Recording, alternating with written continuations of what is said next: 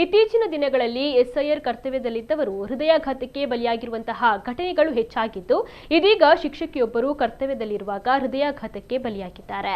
44 ವರ್ಷದ ಶಮಂತ ಇತ್ತೀಚೆಗೆ ಬಿಎಲ್ಒ ಕರ್ತವ್ಯಕ್ಕೆ ನಿಯೋಜನೆಗೊಂಡಿದ್ದು, ಶುಗರ್ ಮತ್ತು ಬಿಪಿ ಹೆಚ್ಚಾಗಿ ತೀವ್ರ ಜ್ವರದಿಂದ ಆಸ್ಪತ್ರೆಗೆ ಕೂಡ ದಾಖಲಾಗಿದ್ರು. ಆದರೆ ಇದೀಗ ಅವರು ಹೃದಯಾಘಾತದಿಂದಾಗಿ ಕೊನೆಯುಸಿರೆಳೆದಿದ್ದಾರೆ. ಈ ಘಟನೆ ಬೆಂಗಳೂರಿನಲ್ಲಿ ನಡೆದಿದ್ದು, ಮೇಲಾಧಿಕಾರಿಗಳು ಎಸ್ಐಆರ್ ಪ್ರಕ್ರಿಯೆ ಬೇಗ ಮುಗಿಸುವಂತೆ ಒತ್ತಡವನ್ನು ಹಾಕುತ್ತಿದ್ದಾರೆ ಅಂತ ಶಮಂತ ಅವರ ಕುಟುಂಬಸ್ಥರು ಆರೋಪಿಸಿದ್ದಾರೆ.